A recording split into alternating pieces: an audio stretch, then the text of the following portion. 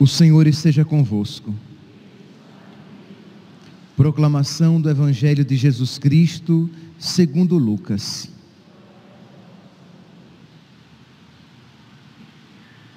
Naquele tempo, Jesus andava por cidades e povoados, pregando e anunciando a boa nova do reino de Deus. Os 12 iam com ele, e também algumas mulheres que haviam sido curadas de maus espíritos e doenças. Maria Madalena, Maria, chamada Madalena, da qual tinham saído 7 demônios. Joana, mulher de Cusa, alto funcionário de Herodes. Susana e várias outras mulheres que ajudavam a Jesus e aos discípulos com os bens que possuíam. Palavra da salvação.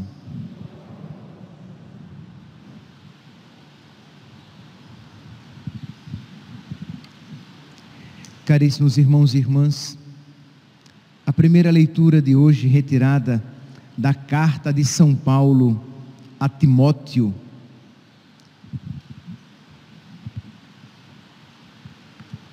nos apresenta um trecho da Sagrada Escritura que o mundo atual muitas vezes deseja se esquecer.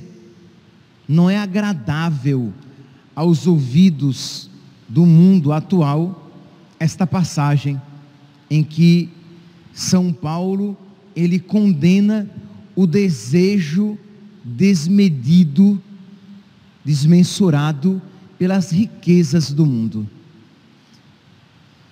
Se nós pararmos e olharmos com atenção, nós veremos que o mundo moderno fez do dinheiro a finalidade da sua vida.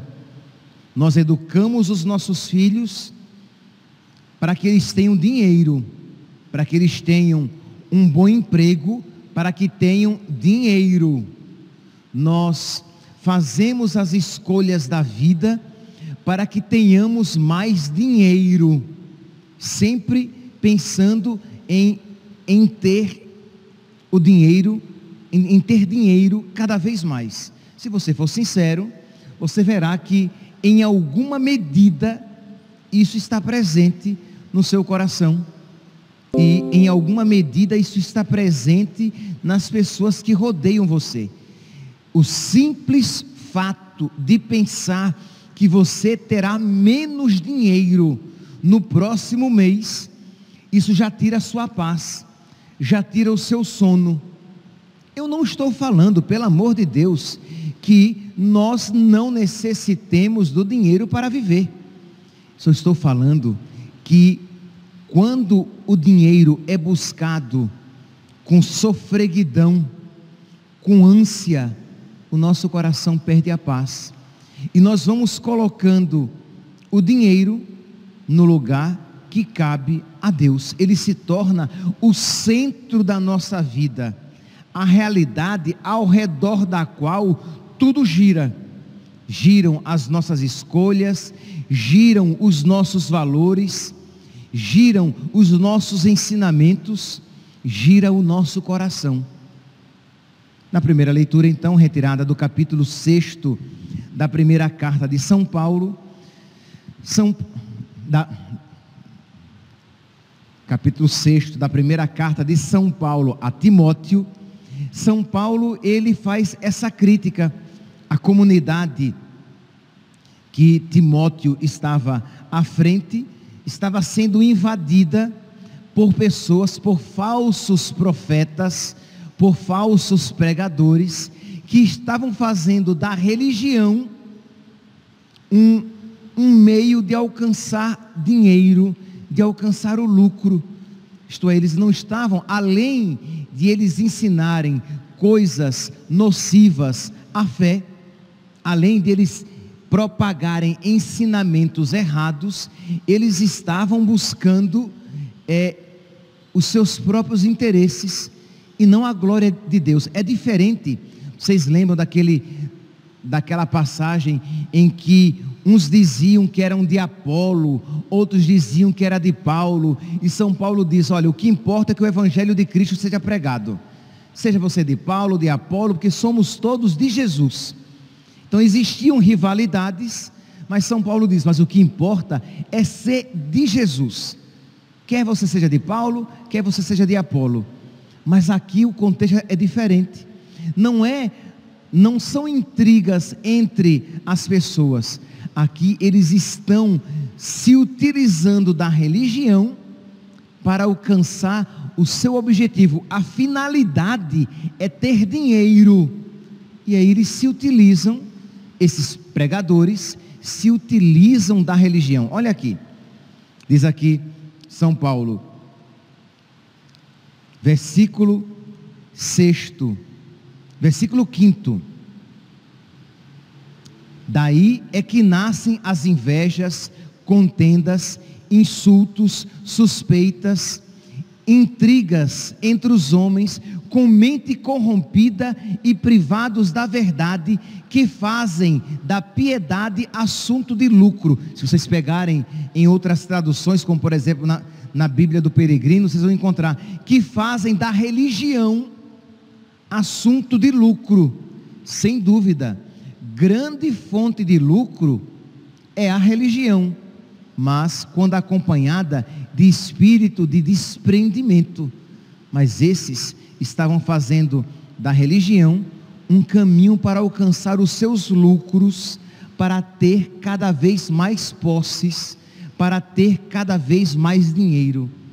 Meus santos, quando nós olhamos esses pregadores, nós não vamos negar de que existe esta tentação na nossa igreja.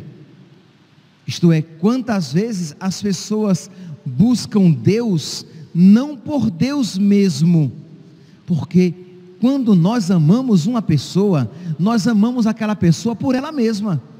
Deus precisa ser amado por Ele, independentemente daquilo que Ele vai nos conceder. É verdade que Ele nos concederá o céu, mas é verdade que nós devemos buscar Deus porque é digno de amá-lo, porque Ele é bom, porque Ele é o nosso Pai, porque Ele é o nosso Salvador, porque Ele é o Criador de todas as coisas. Então Deus é digno de ser amado acima de todas as coisas. Mas quando eu pratico a minha religião, eu rezo o meu terço, eu faço as minhas novenas, eu faço a quaresma de São Miguel, eu vou para a missa, mas sempre tudo isso é um meio para atingir um fim. Eu quero um bom emprego, eu quero a saúde, eu quero pagar as minhas dívidas. Percebe que isso faz com que a sua religião seja corrompida, seja falsa. Isso faz com que Deus se torne intermediário e não a finalidade, aquele sem o qual nada mais é bom. Pois bem, então continua aqui São Paulo na carta a Timóteo, versículo 7º: porque nada trouxemos ao mundo, como tampouco nada poderemos levar. Isto é, percebe que quem isso está dizendo tem uma visão sobrenatural. Esta vida é passageira. Nós para cá nada trouxemos, e quando morrermos nada levaremos.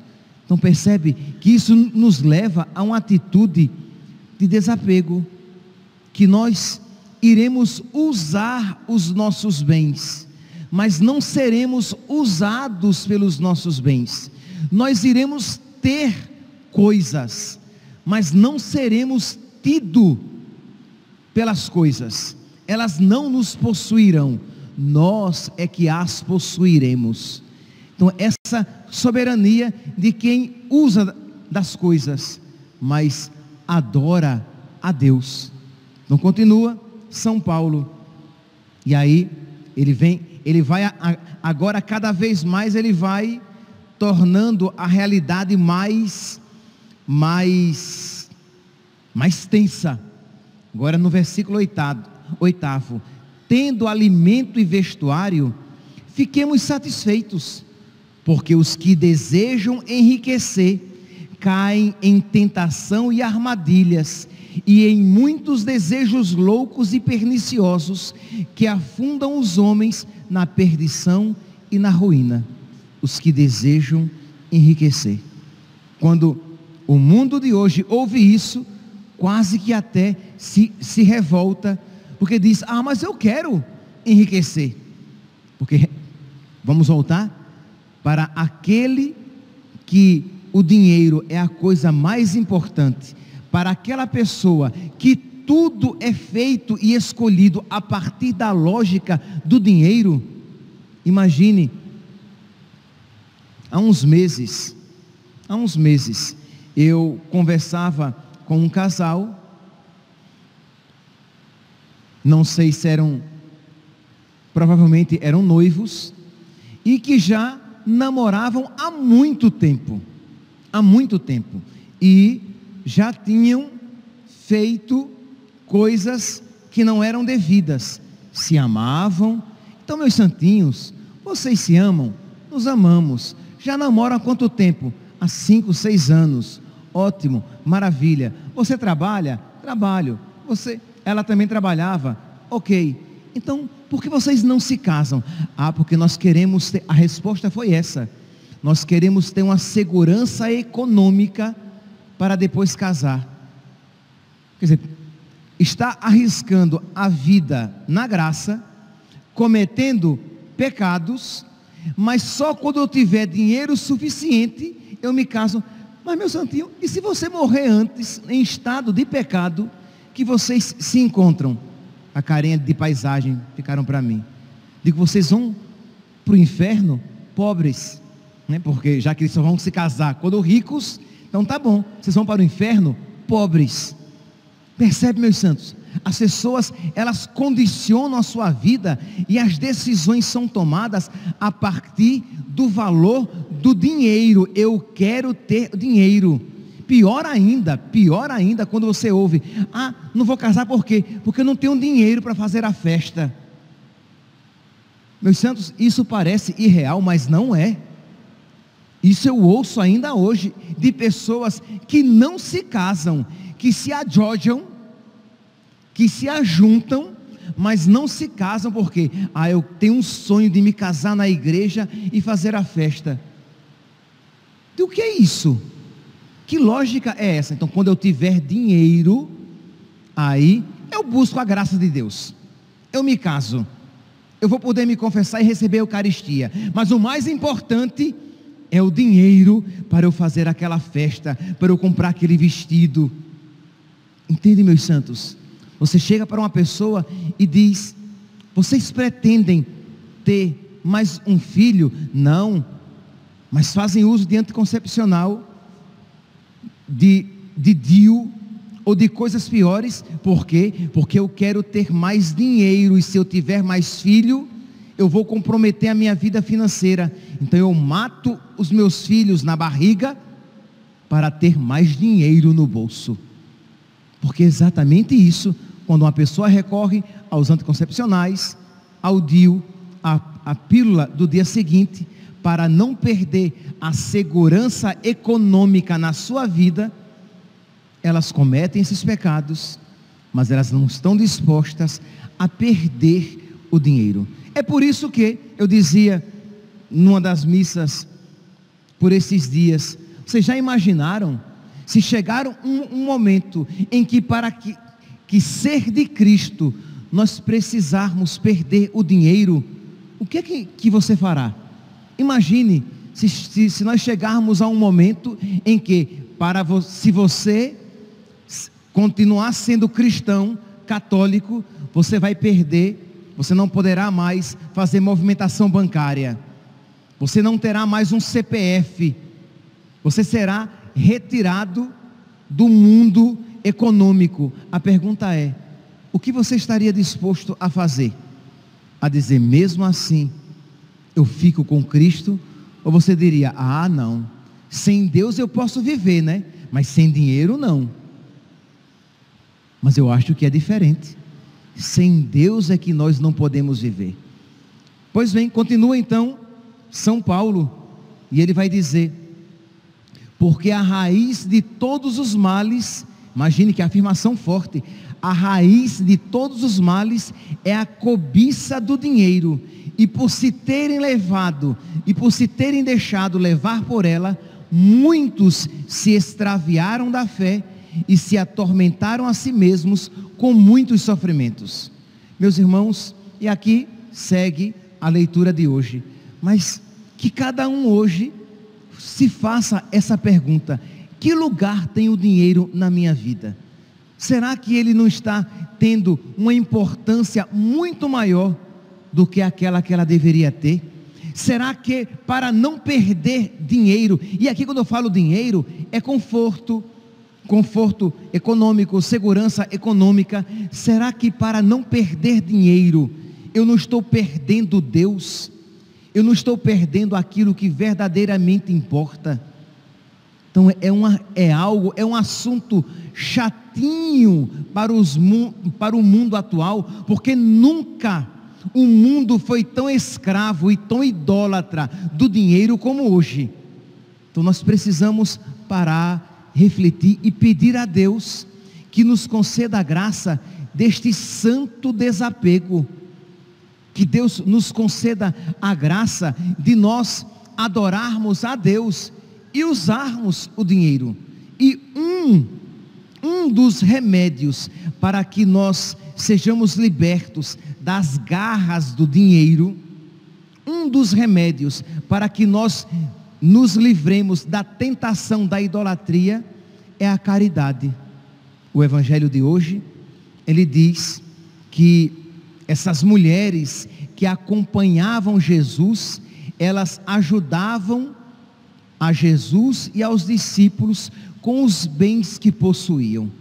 Quando você faz caridade, quando você tira do seu bolso e dá a alguém, você rompe com esta corrente de escravidão, porque a tendência de quem é escravo do dinheiro é a avareza. Você quer para você, para os seus interesses, mas quando você dá ao ponto de alguma maneira faltar para você, porque é claro, se depois que eu faço tudo o que eu quero, eu dou do resto, isso daí não livra o coração de ninguém. Continuamos escravos do dinheiro do mesmo jeito, porque dar do resto é fácil, todo mundo faz, alguém faz, a maioria faz, mas dá quando de alguma maneira, nossa, eu queria comprar um sapato novo, eu queria trocar meu celular, eu queria comprar aquele perfume, mas eu vou usar só desodorante, pelo menos desodorante, né, gente? Ficar sem desodorante ninguém merece. Então eu vou ficar só com desodorante, e o dinheiro do perfume eu vou dar para a caridade, porque aquela família está precisando tanto.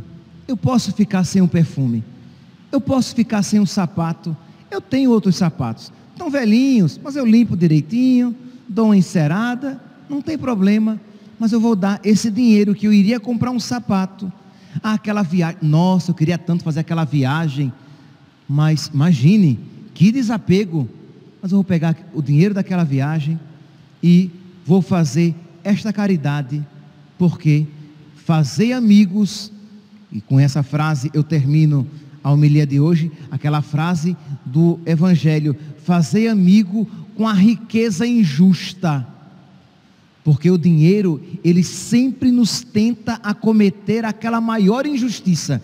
Todo dinheiro para a Sagrada Escritura é injusto. Por quê? Porque ele nos leva, nos tenta a cometer a injustiça de dar a ele, ao dinheiro, aquela glória, atenção, tempo, amor, dedicação devidos a Deus. Que meus santos, que a Virgem Santíssima nos ensine este grande desapego, que os santos, São Francisco, Santo Antônio, São Padre Pio, os santos mendicantes, que de tudo se desapegaram, nos ensinem que a nossa maior riqueza é Deus, e que a busca desequilibrada, exagerada do dinheiro nos levará irremediavelmente à idolatria do dinheiro e colocar Deus em segundo, terceiro, quarto lugares na nossa vida. Que esses santos intercedam por nós, para que nós usemos o dinheiro, mas amemos e adoremos a Deus. Louvado seja nosso Senhor Jesus Cristo, para sempre seja louvado.